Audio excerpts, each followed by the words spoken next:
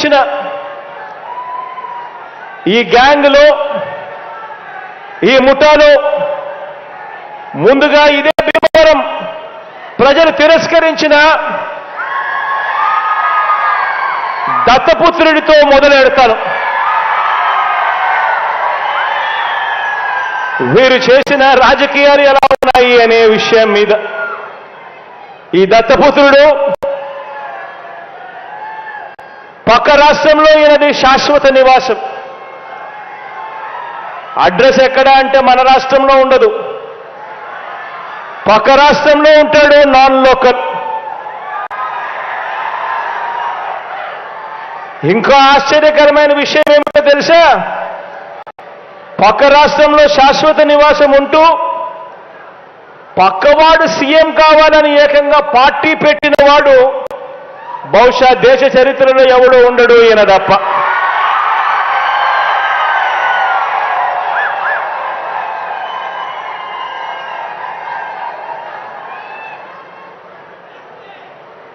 ఈ మనిషి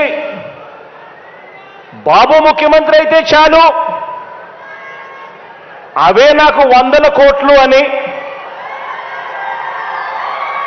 బాబు కోసమే తన జీవితం అని,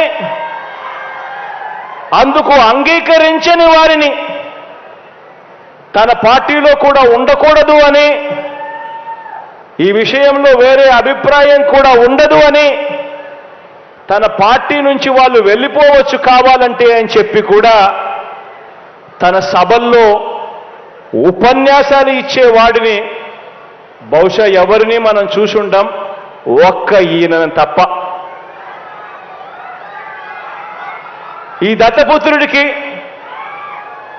ఆ బాబు పొత్తులో ఎన్ని సీట్లు ఇచ్చినా ఓకే, ఏ సీటు ఇవ్వకపోయినా ఓకే.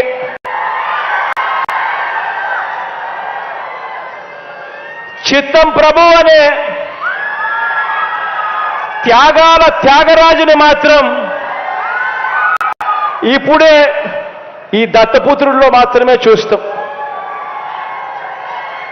ఎవరైనా ప్రజల కోసం త్యాగాలు చేసేవాడిని చూశాం కానీ ఏకంగా ప్యాకేజీల కోసం త్యాగం చేసేవాడిని మాత్రం బహుశా ఎప్పుడు చూసిండం.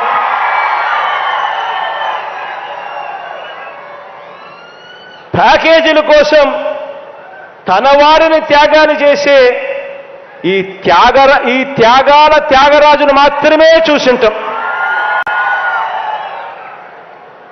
మరో విచిత్రం కూడా చెప్పాలి. మరో విచిత్రం ఏమిటనంటే ఈ త్యాగాల త్యాగరాజు గురించి, ఈ దత్తపుత్రుడు గురించి